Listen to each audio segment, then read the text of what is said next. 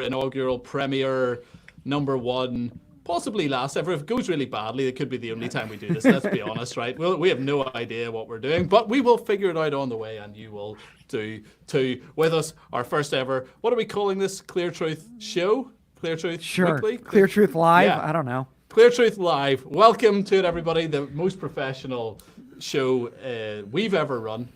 Also the only show we've ever run. So you are very welcome.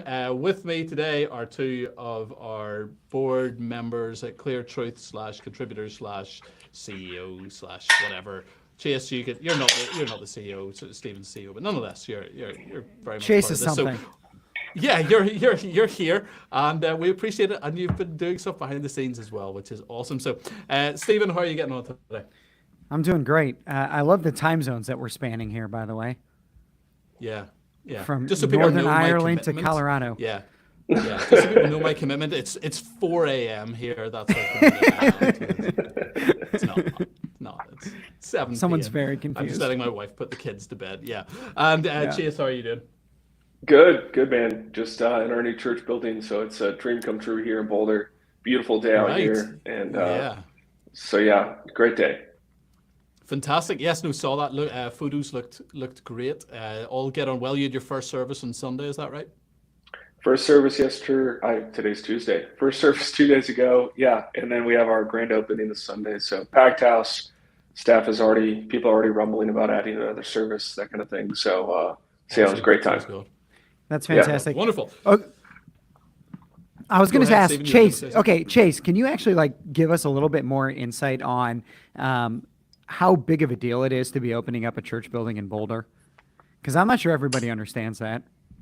Yeah, it's hard to explain because, it's kind of Boulder's a town, 100,000 people. There's 300,000 in the county.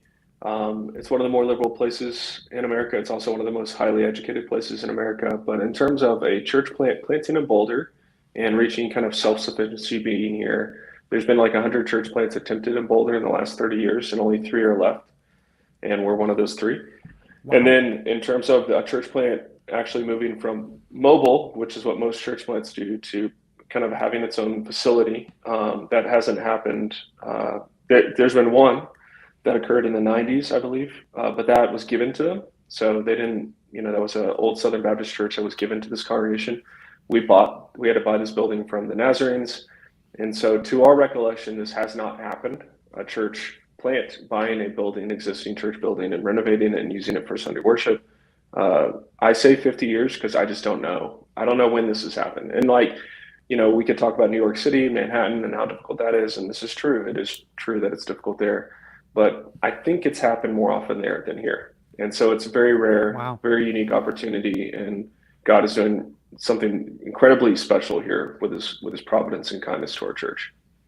Very cool. And let's take the high road and not mention Acts 29 kicking you out as a church planting there. That would be uncouth and rude, and we should totally not do that at this point, and not say anything about your success since that time. Wonderful. We may be joined at some point by possibly Megan Basham. That's not her name. Her name's just Megan Basham, not possibly Megan Basham, but she may join us at some point. We'll find out. We are, however, going to get stuck in. There's been plenty. So we thought for attempt 1 at this, we'd just go through some of the big stories of the week and give our thoughts on them. So first one is the bird flipped around the world. That's what I'm calling it. The viral video from Canon Press, New St. Andrews College. So we're going to roll it, and then we'll do a few thoughts off the back. Hopefully that'll come up now. We'll find out. How good's the tech? I'm going to keep talking until it starts. Yes, there we go. Oh, what a show. Wanted. Young men to rebuild Western civilization. Must be unafraid of pain, blisters, intellectual rigor, and a lifetime of long shifts with swords and shovels, digging ditches, repelling invaders, and reading stacks of books taller than their fathers. Must be impervious to manipulative women of all sorts, giggling virgins, cyber skanks, and even full cauldrons of Karens or hand-wringing clergy, but always seeking to hear and heed the words of Lady Wisdom. immune to the leadership of hypocrites and LARPing online masculinitods, unaffected by abusive authorities, petty professors, and all brokers of official respectively, willing to hoist the Jolly Roger and Johnny Cash's favorite finger whenever faced with idolatry. Long-suffering joy and determination required. Must be willing to dwell among the tombs and graves of the long dead, seeking truths that cannot die. Exhaustion guaranteed. Conflict guaranteed. Mortality guaranteed. New St. Andrews College. Liberal arts for the undaunted. All right. So obviously, compose yourselves. Deeply offended, wounded perhaps by the middle finger in there. So, ladies, give us your initial thoughts, guys. I think there is stuff to discuss here, right? Because obviously they've taken an angle and they've pushed it, and they do like to push boundaries. General thoughts on the whole thing first, though, as a commercial, and I think it's speaking to something, right, very clearly. But you guys riff. Stephen, why don't you go first? Give us your immediate thoughts upon witnessing that. Well, I never finished college, but I might go back. That was my original thought. But we are also, we started a college as a church, and I saw that commercial and immediately sent it over to our marketing director because he's been asking me, he's like, what kind of thing are you looking for? I was like, this is what I'm looking for. How do we get the message out that we're not college for everything or some weak feminized Bible college, but that we're trying to do something. I mean, there's a lot in there starting right at the beginning, rebuilding Western civilization. I think they made up a couple words along the way. And the Stephen Furtick sweater was my personal favorite. Yeah. Those are my initial Masculinitots. thoughts. I like masculinitots. Yeah, is that a new word? That's, yeah. LARPing masculinitots, I think, is that needs to be added to the dictionary. Urban Dictionary needs that in there, and then it just needs a picture of Andrew Tate underneath. Chase, what about yourself? What did you think? Yeah, this was the first time I've actually watched the ad, and very inspiring, very well done. It seems to be pulling off. I think there's a famous ad, I don't know if it's lore or real, about a whaling vessel or an exploration vessel back in the 1800s, a kind of classified ad calling men to a task to be on that ship. And so I think it's riffing off that kind of ethos. Very effective, very powerful ad. And so, yeah, I was very unbothered by what many people seem to be bothered by, Johnny Cash in there. To me, I'm like, yeah, it's great. All of it, that's very in style for them. And it should be an attitude that many pastors should have today, even as it regards to church membership and who they're trying to attract and win today. So very effective ad. It's just funny. It's the first time I've watched it. I've just seen all the people losing their minds about it online, which again shows that it was very effective for those reasons as well. Yeah, I think it's got like 600,000 views, something like that. So they've nailed the marketing, which is awesome. And I do think, you compare that to typical Christian college advertising, and this is just speaking to a whole other audience and giving a whole other different vibe. And I do think it's one that we desperately need, right? We live in the negative world, as Aaron Renz talked about, and everybody has referenced ad infinitum ever since then, but it's very right. And part of what the church needs to recover is that sense of we're actually not out to make peace with the world. We're out to make war. We're out to build. We're out to fight. We're out to win. It speaks to that really well. There has been pushback. There's been pushback from two different angles, right? Specifically on the Johnny Cash middle finger bit of it. And I think some of it's interesting. I'm certainly open to pushback and willing to give a hearing to one side. I think there's pushback from people who are just anti-canon people, who anti anything up there, and will generally just pick anything to be offended over, and everything that happens up there they end up creating some sort of fuss over, and that I just utterly disregard. I think if you can't see that they're building something legit, and if you're just easily offended, then we can't really help you. We don't need to worry about that. There have been some voices though that I think would be partial to canon and would cooperate with canon, but have also gone, yeah, I wouldn't do that. I wouldn't put that in there, and I think that maybe was wrong. What are your guys' thoughts on that kind of pushback? And specifically, here's a question: would you release an ad for, if you had a college or a church, would you put a middle finger in it? Stephen, is that what you're saying to your marketing director? Just middle fingers everywhere, vulgarity as far as the eye can see. Is that what you're aiming for, or is there a line there? Yeah, well, I think part of this conversation is helping people understand, because I think just some people watching the ad, they're like, wait, what's the controversy? The video was quick. I'm not sure I exactly understood what they were saying, which was basically take a middle finger to the idolatrous world. Right, if I'm understanding that correctly, that there's an element or a point where the Christian looks at that and says, screw that, right? I think we just lost Jamie. How sad. Oh, he came back. That's fantastic. So there's an idea there that the whole video is pointing back and pushing back on an over-feminized Christian culture. And you mentioned other Bible college, ads, but what I immediately thought of was the Army ads today. Like, you have all these service ads out there that are trying to gain men in the armed services, but at the same time, everyone knows what else is going on in the military, and so these ads fall so flat. Right? Like the canon thing is breathing into something that is falling in our whole culture. So like a small college in Moscow, Idaho seems to have a better grasp on how do I attract young men than the United States military, which might be a good sign for Christianity, a really bad sign for the security of the United States. But to answer, go ahead. I was just going to say, I can't wait till Canon releases the cartoon version of the girl with two moms. Do you remember that ad? It's like yeah. I don't think they're going to do that one somehow. Probably I don't think not. That's the kind of military ad they're going to copy. No. So, but to answer your direct question, would I release an ad with that? I probably wouldn't, to be quite honest, understanding the context of our church and the people that are in it and the world. I do think that canon is on an edge right now. I like that they're drawing people to their edge, but the rest of us who are pastoring, shepherding, and leading organizations not at that edge are probably slowly moving. Now, would I show people that ad? Absolutely, because sometimes when you show people the ad, you can help kind of move them to a stronger edge. That's probably where we're at.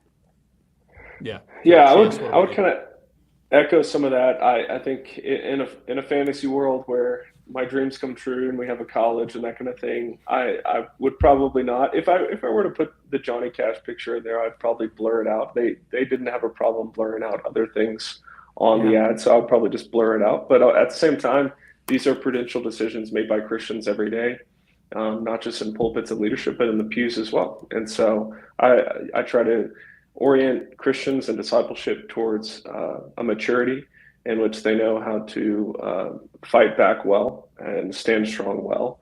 And I don't think it's out of bounds. At the same time, as you're leading an organization, I wouldn't do it, but I have a pretty permissible attitude towards, well, you did it and it seemed to be effective. Of course, we shouldn't measure effectiveness simply by views, but at the same time, it does communicate the message very clearly what they're about. But I don't think they violated some sacred norm. Although I grew up planting in kind of the edgy, culture of cussing pastors and this kind of thing. So my disposition is generally probably not, because I know I have my own issues, whether I use my mouth or just my heart with my, different thoughts I have about various issues. And I think a Christian man should be one of maturity. I don't think the ad is immature, to say clearly. At the same time, I wouldn't make that decision, but I also am very, very unbothered by it. Yeah. To clarify what I was saying, go ahead. Real quick, Jenny. To clarify what I was saying, I have no problem with the ad. In the context of the people that I'm directly leading, I don't think we would be ready to release an ad like that, which is why I wouldn't do it. I have zero problem with Canon releasing it, in the same way that Doug Wilson can shoot a video where he's smoking a cigar and drinking whiskey. In my setting, I couldn't get away with that. And so I wouldn't do that as a leader because it's not required. I'm not like changing the gospel by doing it. So I wouldn't do it, but I have zero problem with them if they can get away with it. I'm just testing. Jamie, are you what giving me finger fingers? it is. Yeah. No, I'm not, but I was very Very close, yeah. there you go, very close. This is what people tune in for. What about some of the pushback that I heard from a biblical standpoint, right? Which I think is interesting. I'm not personally offended by it. I get why they did it. They seem to have legit reasons for doing it. I just think it's sometimes worth addressing or thinking about some of those things. So, Tom Buck, G3, probably not a huge canon guy, and I get that, but he pushed back in a couple of different ways. The specific one that I think probably has most relevance is Jude verse 9, where it talks about the archangel Michael and saying the Lord rebuke you, and not being blasé or presumptuous, I suppose, towards darkness. Either of you guys have any thoughts on that, and does that have bearing here? I suppose another angle on it would be if you were in an encounter with something that was clearly demonic and you were to say, I rebuke you in the name of Jesus, would you throw in a swear word in that? Would that be appropriate? You're clearly fighting. It's the right fight. I think we're all agreed on the principle of the thing. But is there anything there that gives you guys like, okay, that actually is a valid thing to work through, or is that not relevant in this situation? I would say it's a valid thing to work through, but the way you work through it matters a whole bunch, because the way that Buck, who I would count as a friend, would caution, I would say, is very much a kind of like modern approach, kind of I'm going to use the word prudish, and I don't mean that disparagingly, just like a very conservative, typical evangelical American approach to language, swearing, and these kind of things. And I think when we look throughout church history, we do see maturity and prudence exercised. We also see Martin Luther writing very strongly about how he rebukes the devil.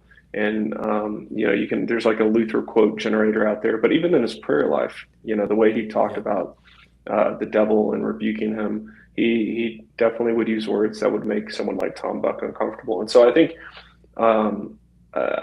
it's a valid concern only if we're willing to go to the sources and go to the Greek and go to the Hebrew and look at how Christians are permitted. So it's permissible to do this. I don't think it's valid if we're just trying to, baptize kind of a culture of niceness where we can't speak clearly and rebuke. So yes, rebuking demons or Satan, demonic spirits or ideologies in our age, I think we have a whole repertoire of words that are available to us as Christians should we need them. They're not holy words necessarily, but they're not unholy words necessarily. And so I think it's a valid concern and not a valid concern at the same time. Cool. I think there's a difference between being flippant and crude, right? And we don't want to be flippant when it comes to evil or dismissive. And I don't think this is, in a sense, that, right? It's not some kind of a egregious, crude, but like dismissing evil, flippant, I'm not really that scared, that kind of thing. It's just strong language. I mean, this doesn't seem that too dissimilar to me of Elijah and the prophets of Baal, or Paul saying if somebody changes the gospel, let them be damned. It seems right in line with that kind of strength. Yeah. I think we're probably all agreed in terms of I far rather have people making mistakes in that direction at this point. If this is a mistake, and to be honest, I probably wouldn't do it myself, but I would far rather have guys that were pushing the line in terms of pushback, being willing to go there, being willing to call out, demonic ideologies, rather than people that are sitting making peace, and that has been far too much the issue. So I think guys that are doing that, I think the reality is anything like this, when you talk about the serrated edge, when you talk about the language that we use, people will do that imperfectly, and again, not saying necessarily that this is, but people will. There'll be guys that get it wrong. One of this is obviously not a Christian, but one of the most famous recent moments that comes to mind was Elon Musk telling Bob Iger of Disney that if he was going to cave, if he thought he could buy him basically for free speech, go F yourself. And you might not necessarily agree with using that exact word, right? But he is on the right page there. He's on the money. Yeah, like I am not doing that no matter what you tell me. And I'd far rather have people like that. And I'm far more on board with that. I'm actually going to give a lot more grace on that side rather than the side that's so easily offended but actually never goes into the fight. So very good. Wonderful. Okay, why don't we move on? Let's look at, we've got another video to show everybody. We'll play a couple of minutes of this tops. This is actually an Irish one, but it went pretty viral this last couple of days of a teacher called Enoch Burke. So let's play it. I'll give a few details and then we can jump into a bit of conversation about that. I have a right to work here. Yeah, the right. I have a right to be here. And You're I'm arresting not him. to tell students they need to tell puberty blockers. You're arresting him Not because to he tell won't students endorse that they need to transgender take ideology. Shame upon you. Here at Wilson's Hospital School, Enoch Burke, teacher, being arrested for not accepting transgenderism. Nor should I. And I'm not going to turn my back on my duty to my students. I'm not going to turn back on my duty. No, you don't have a duty to do what's wrong. No, you never And have to a bring me duty to before do the what's wrong. court. Even To though bring there's me before the abuse court. inside those No, gates, to bring me Even before the even though court. there's abuse, This is a puberty disgrace. blockers, Children are being puberty taught blockers, to tell a young boy, surgery. yes, surgery, mutilation, Yes, mutilation, It's a and disgrace. suicide. An Mutilation. Absolute disgrace. mutilation. an absolute You're disgrace. telling a Puberty boy that blockers. he's gender Do you have neutral, conscience? yeah, that he has to take chemicals, that he has to He take has broken chemicals, no law. that He he has has to take broken no I'm not going chemicals, to be heavy-handed. no, that he has to He take has broken chemicals. no law. I'm not going to be heavy-handed. He has broken no law. Shame upon you. You have no right. Shame upon you, Garvey. Shame upon you. You've no right to do This is it my this way. workplace. This is for our This is an children. innocent teacher, a Christian man. Has broken no And law. I won't. Shame upon you, Garda Síochána. Mr. Burke has broken no law. be asked He to has endorse broken it. no law. I have a right to my job. His I have a right to work constitution. here. He has a right. I have a right to be here. And You're I'm arresting not him. to tell students You they won't need to promote tell puberty puberty blockers. blockers. You're arresting him Not because to he tell won't students endorse that they need to transgender take ideology. Let's go from there. We can stop it there. We can. Wonderful. Cool. So let me give a couple of details on that guy. So that guy, his name is Enoch Burke. He's a teacher, former teacher / teacher. He thinks he's still a teacher. I think, yeah, he probably is good right to that claim. They're trying very hard to make him a former teacher at Wilson's Hospital School in County Westmeath. So that's right smack bang in the middle of Ireland. He, a couple of years ago, was refused to go along. So this school, right, just for context sake, it is a Church of Ireland school. So it is a school run by the Anglican Church in Ireland. The Anglican Church in Ireland, I am technically part of that denomination by default. That is the reality. There by default, we have a great local congregation. We have a great bishop in our area who oversees and kind of is on our side in all of these fights. But as a whole, that denomination, it's not as bad as the Church of England, but you have some very liberal parts, particularly south of the border. So he was a teacher in that school. He's been on with John Harris about a book he wrote a couple of years ago. So I think he's a Reformed Protestant Christian guy. And he was asked to use a student's new name and asked to use their preferred pronouns of they, them, or I don't know if it's a him or a her, but so whatever the actual pronouns were, it was why I said theirs rather than because I don't know, I'm not caving to that. It's also flipping annoying. I hate this so much. Yeah, You right. can't talk about this issue. Every time I say trans man, I go, I don't know which one that is. It's I one don't or the know. other. So I I'd say need a actual chart. man posing as woman. Yeah, exactly. Anyway, so there's a little bit more to it, but I think he's taking a righteous stand. The school dismissed him, which he did not accept. He said, no, I have a duty to my students. What you're doing is unrighteous, and I'm going to come back in. I'm going to sit in my class. That's what I'm going to do. And so Wow. they excluded him. They removed him from the premises. He came back. He said, "Nope, I am here to save these students from this ideology. I have a right to be here. I was employed to do that."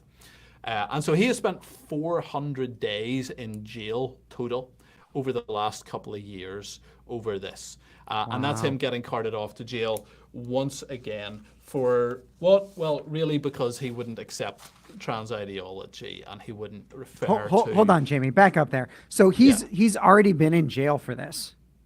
Yeah, 400 I don't think I days. knew This that is part of the third story. time- third time going to 400 jail. days. Yeah. Oh my goodness. Okay. Is Yeah. this the first time this has There's- like gone viral? It has done the rounds. I have seen bits before here. I don't Okay. think it's gone as viral as this. I think Yeah. I think this interaction went particularly viral in a more international sense. Couple of other things that are interesting. If you just want to know about the sort of kinds of corruption involved in this, so the judge. This is from Twitter. So this, as far as I know, may be incorrect. So. Don't sue me. But I'm pretty sure it's right. So Judge Barry O'Donnell has made €400,000 from 2016 to 2018, representing an organisation, the Irish Child Protection Agency. It's got a different acronym. It's called a different name. And that's what it is. So he made €400,000 over that period. He is the barrister that has ordered for his arrest. So he is the one. Now he's moved on from that from that child services agency, which is very woke, doing all the cross-dressing, all of the trans kids thing, and he is now on the other side persecuting this teacher, who is a Christian teacher. So give some initial thoughts when you see that. What runs through your guys' heads? I'll go first because I got to bounce to a meeting, church meeting. Sorry, guys. But yeah, this is insane. And I haven't watched, I mean, again, first time I'm seeing the video in full. I've heard about this. This is insane. These are doctrines of demons being enforced by the magistrate. This is wickedness.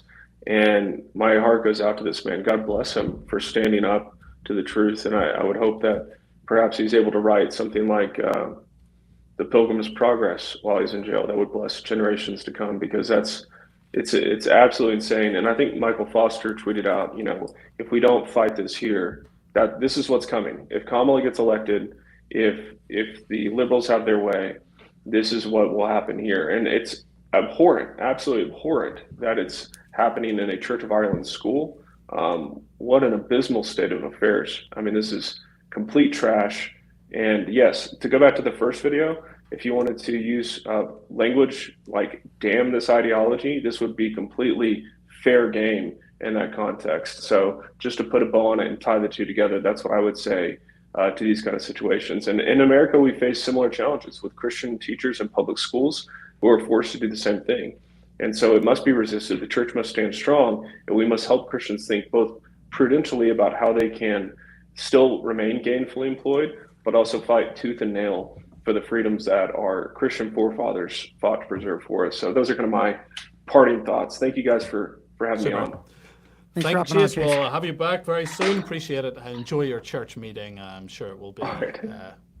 in your new building as well. Is it? Yes. Is it a new building? Yeah. Well, there you go. No, Fantastic. we're going to lunch. We're going to lunch. Enjoy. All right. There you go. I'll see you guys. Enjoy. Have a good lunch. Bless you. Wonderful. Yeah, Stephen, what do you think?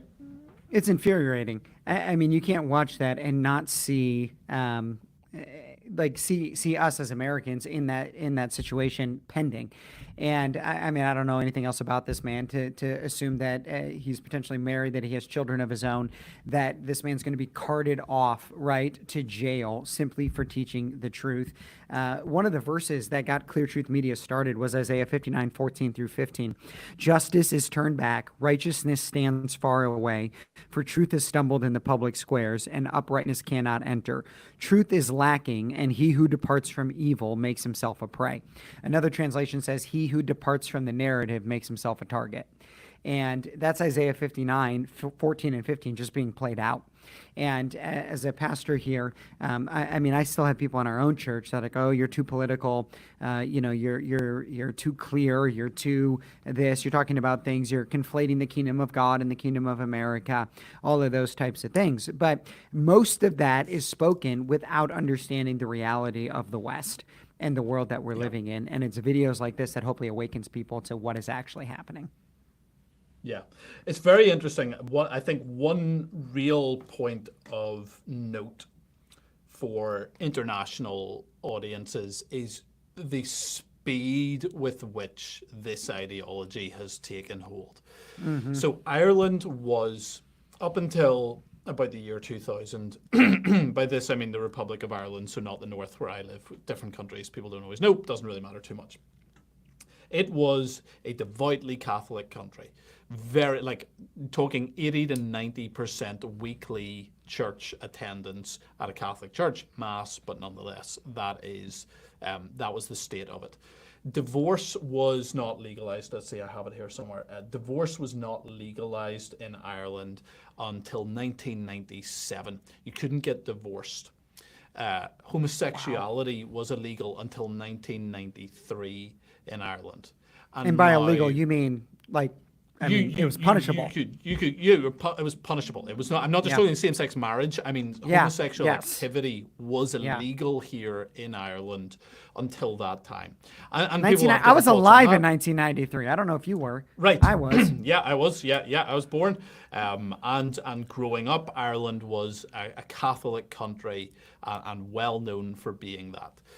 And now, and you look at the shift now. This is a man who will not affirm complete nonsense, and who is trying to take a stand against children, as he put it very well: mutilation, injecting themselves, with drugs, being lied to, and for taking that stand 30 years later, he has now spent 400 days in jail. So that's a big shift, and that happens fast. So the idea that, I think a lot of Americans do think, oh, that could never happen here. I'm in Northern Ireland, so we're in the UK. We're seeing how rapidly things can decline here. The stuff that is happening now was unthinkable 10 years ago, and now it is happening. It absolutely can happen. And to your point, Stephen, I think there is something about the expansion of what is considered political, actually, that is an issue here. These are religious issues. What is a human being is a religious issue. What is male? What is female? What is our ontology? What is our design?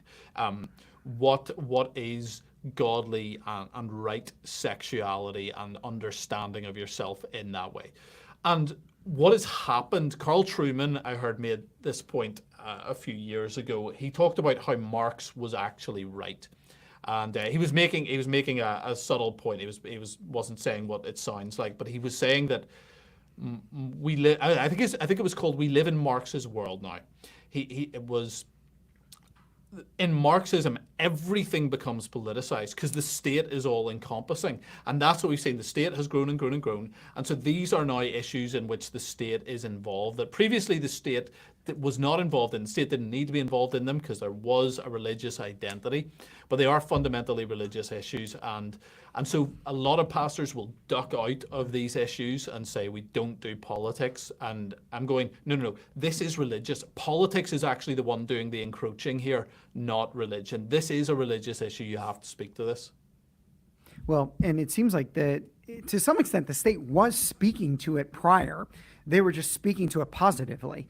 I mean, those two statistics are, that's crazy. That I think you said up until the mid 90s, that homosexuality and divorce you were born into a world where homosexuality and divorce were illegal.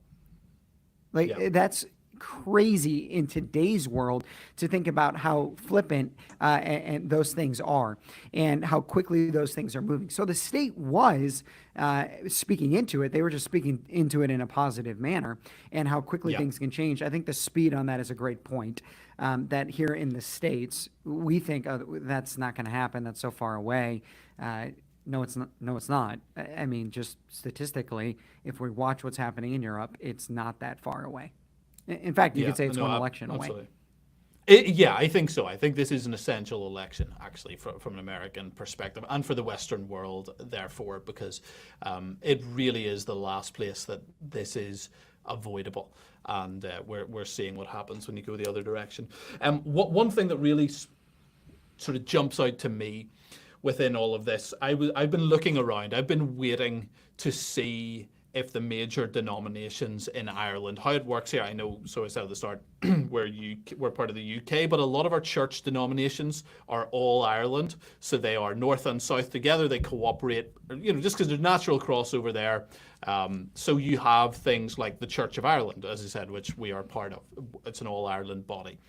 So is the Presbyterian Church in Ireland. There's the Assemblies of God. It's called Christian Churches Ireland here, but it's Assemblies of God. I have some others, Elam, a few other denominations. I've been looking around. I haven't found any of them speaking out on behalf of this. And one of the things that I think, I suppose, we were chatting. I was chatting to my wife last week, or maybe 2 weeks ago now, about the possibility of going to jail, which is now becoming a real possibility for Christians here, for various stances with the government that we have. And one of the things that I've realized is that actually a lot of churches are going to side with the government on this. A lot of churches are going to go, you should have kept your nose clean, you should have stayed out of that, you shouldn't have got into those fights. And they will accept the labels and tarnish you with them and go, yep, far right, or whatever it might be, Christian nationalist, whatever, can't have that. So you kind of made your bed and now you may lie in it. I think the church really does need to wake up on these issues.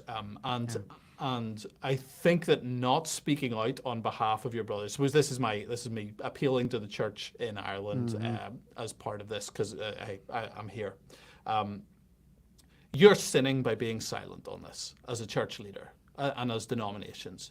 If you are allowing this wickedness to be done, and you're not saying something about it, I'm sorry, but you're sinning. You're sinning against God. You're sinning against your brother. This is, by the way, what Jesus was talking about. He says, what you do for the least of these, it is this kind of person. This is the kind of person you're meant to be visiting in jail. It's your brothers. It is these followers of Christ who are being persecuted for their faith. They're primarily in view there.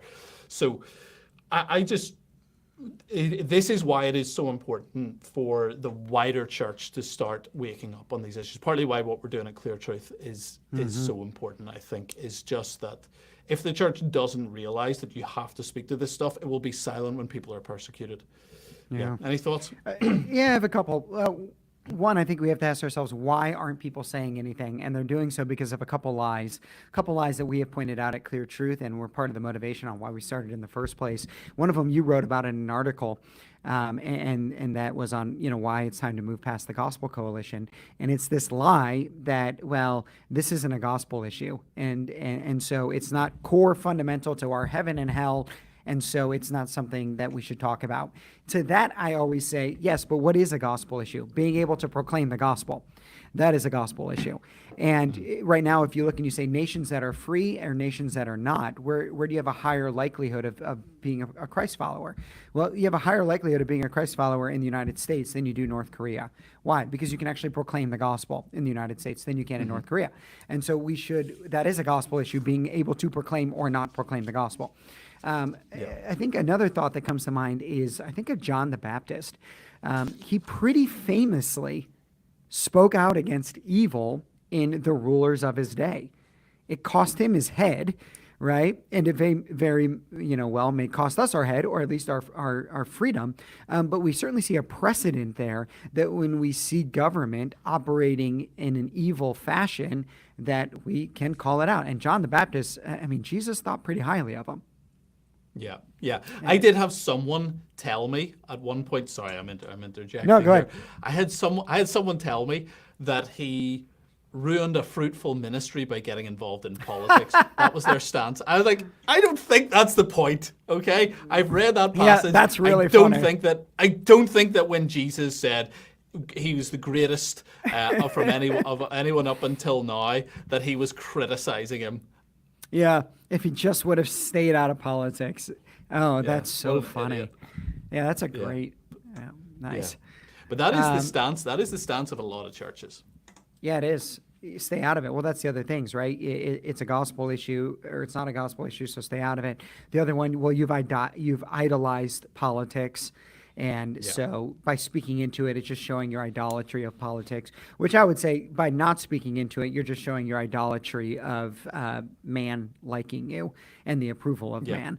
And then I think the other thing is they're going to call anyone who says these things a conspiracy theorist, right? Well, this is not true. You're just trying to rally people based upon these politically heated things. But no, this is reality. Look what's happening.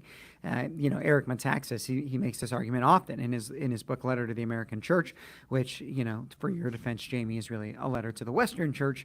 But he's making the case that where the church is silent, this type of evil will reign, and people say, no, you're a conspiracy theorist. Well, no, it is happening. This is real, and there's nothing wrong with calling out what is actually happening. Yeah, I also think when we talk about politics being an idol, this will be probably my last point on it. I'll give you one more if you want to say anything off the back of it. But by saying that politics is something that you cannot speak about or speak against, that is actually setting it up in a higher place than anything else. That's actually saying it's almost a blasphemy law. Like, you can't speak to politics, you can't speak to the political thing. That's too big. You couldn't speak to that. We speak to every area of life as the church, and I think when it does come to the gospel, there's different perspectives on this. I kind of hold to the Joe Boot perspective of the gospel being of the kingdom of God. And that is all-encompassing in many ways. Now, I think there is within that a core of personal salvation. If someone asks you what the gospel is, I think you're going to talk about repentance, faith, substitution, all of that stuff. But I actually think that the gospel, the good news, is summarized in the phrase, Christ is Lord. That was the creed of the early church, the most basic version thereof. Christ is Lord, right? And that is all encompassing. That means he is Lord of Lords. And so this is all actually relevant to the gospel. And you can say that there is a gospel that has, that is to be preached to the state. There is a gospel that is to be preached to politics. And it goes beyond just personal salvation. It is, here is the lordship of Christ, and here is what that looks like. Well, I think when they came up with the phrase, when they were preaching that phrase, Christ is Lord, and obviously Jesus is the one who told us, repent for the kingdom of heaven is near, but the whole phrase, Christ is Lord, was a direct contrast to the idea of Caesar is Lord. So they were, in essence, making a statement that they knew was contradicting the political power of the day.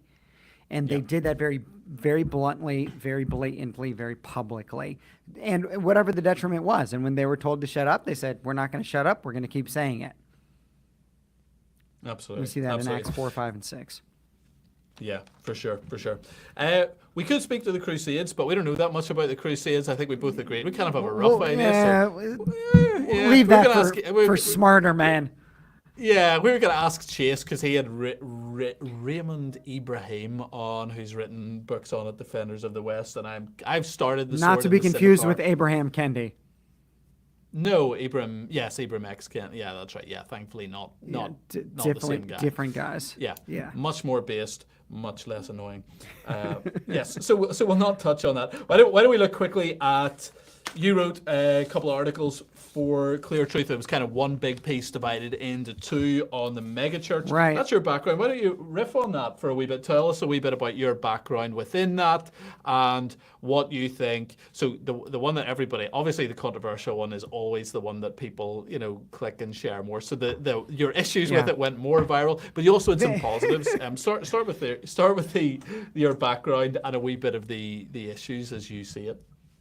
So, I grew up in the Assemblies of God, which is, at the time, I would have called it more of a charismatic denomination. Now I kind of joke that it's a quasi-charismatic denomination. And then after growing up in the Assemblies of God and kind of getting that as a foundation of my theology, I entered into the modern megachurch movement.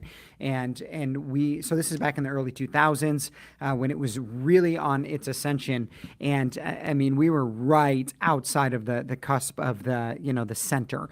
Literally we had the word Creek in our name. We hosted the Global Leadership Summit. Summit. It was a Bill Hybels conference that motivated our founding pastor to launch the church. And so it really came out of the hub of the Willow movement and the Seeker movement. Now, of course, during that time, there were the different camps. And so there was the purpose-driven movement with Rick Warren. There was the Seeker movement with Bill Hybels. Then there were the offshoots of that, whether that was Andy Stanley or Craig Rochelle a little bit later on. And now today, we can look back at all of that and probably kind of group that into the megachurch movement. And by that, I don't mean size, I mean style, or the Seeker movement, whatever you want to call it, but kind of that modern church movement, which really gained ground in the 90s, 2000s, and 2010s. And so I cut my teeth in that. I worked in it for like 8-9 years, but they were very formative years. For me, the ages of like 19 to 26, 27, but also right in the hub of it. We were growing.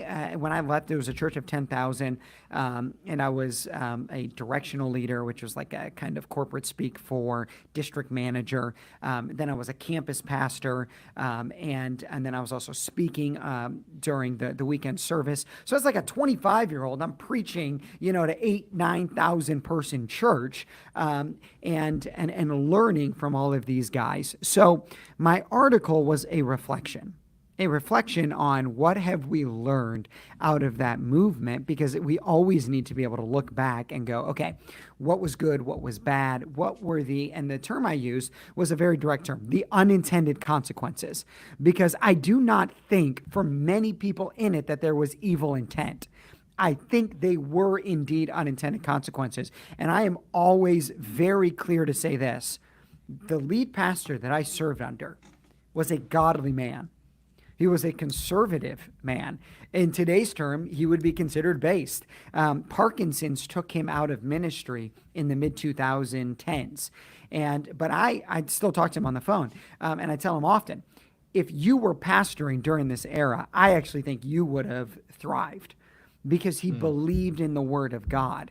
And I do think that there were many people in that movement who really believed in the Word of God. They just wanted to do, for lack of a better term, church better in order to reach lost people.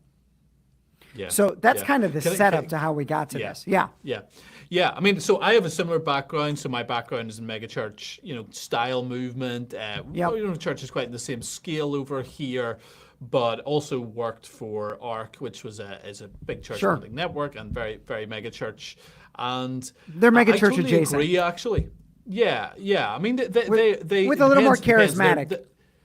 They're a bit more charismatic, and I think so a lot of those guys were kind of influenced by Pentecostalism more so than, say, your Willow Creek, your Rick Warren style guys, who would be more sort of out of the Southern Baptist style, sort of more mainstream evangelical. These guys are a bit more Pentecostal, which I think has some benefits to it, for sure.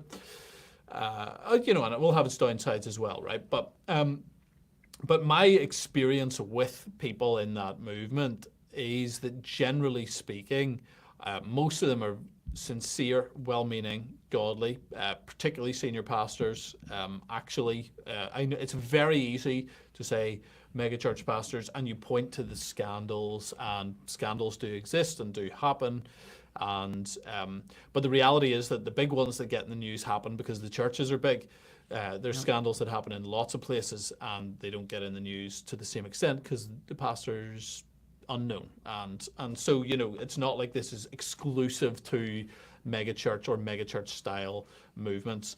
So I agree. I think every church will have some sort of tradition or model or form of doing things that will have that will have a lot of influence, actually, and whether it's biblical or unbiblical is important.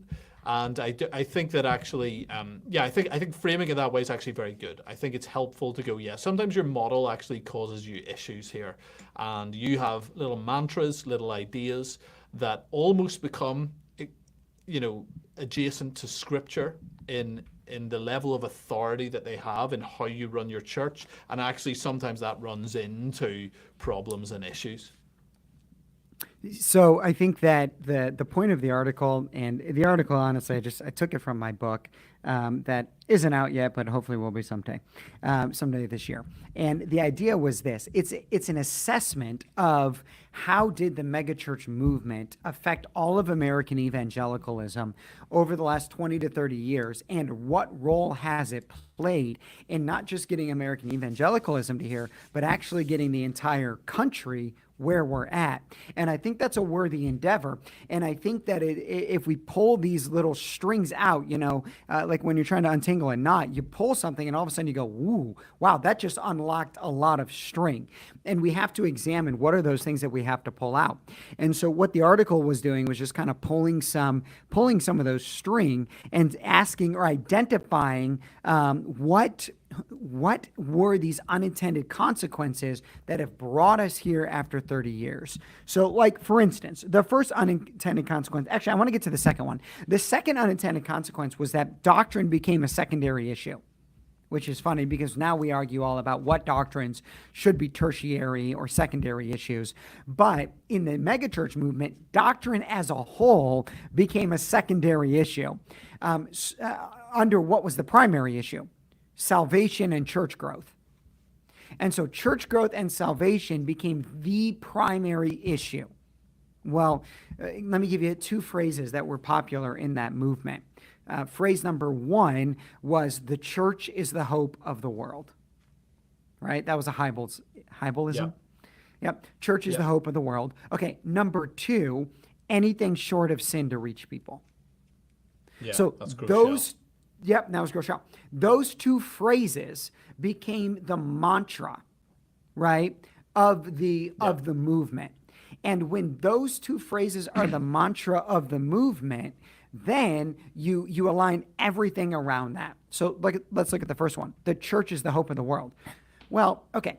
Can we sit down and create a theologically sound argument on the church being the hope of the world? Yes, if you look at the church as God's strategy of redemption. But if you repeat a mantra over and over, you forget what led to the mantra. And so when just the church is the hope of the world, well, then all of a sudden doctrine doesn't matter. Salvation doesn't matter. The gospel isn't the hope of the world. Literally, the church, its building, its system, its culture, its environment is the hope of the world. So what do you do then? You align everything you possibly can to make sure that the church is always growing and effective for it, not the gospel. Now, do I think that's what he meant at the beginning? No. But after 10 to 20 years, that's what he meant. That's what it turned into. The church is the hope of the world. So doctrine be damned, or doctrine be limited, and as long as the church is growing, life is good. Well, what did we learn after 20 years of church growth? Well, if you've forgotten doctrine, an allegiance to a church brand doesn't actually make a disciple of Christ. Mm-hmm. Yeah, very interesting. Yeah, I heard a similar one through ARC, which lines up with that and has the exact same effect, which is they described the point of the Sunday service was to get non-believers to come back. Mm-hmm. And once again, you can go, well, I like there's truth in that, right? There is truth in that. If they don't come back because you were unfriendly, or they didn't know where to go and you never explained anything, or the parking was too full and they had no idea how to even get in the door, or whatever it might be. Those are legitimate stumbling blocks that you can remove as a church, and you absolutely should. The language was over their heads and nothing was explained. They didn't understand what was going on. I agree with that. But what that can turn into is, don't say anything that would offend a non-believer. That's where you push that to its extreme, and you go, oh, that actually is is incorrect, or let's not do things that Scripture commands us to do because an unbeliever might feel uncomfortable doing that or being in the room as that is happening. So for instance, a good number of churches in that movement would never do communion on a Sunday. They would do it in a separate service.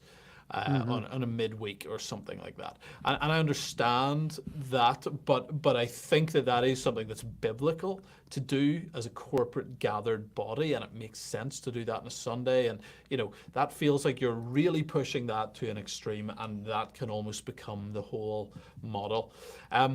Okay, so that was one of your big ones. What was one of your? We've got a couple of minutes left, so closes with what positives do you think there were to that movement that you would go, yeah, these are things, or give us one of your positives at least that you're like, this is something that actually churches that have rejected this have thrown out with the baby with the bathwater.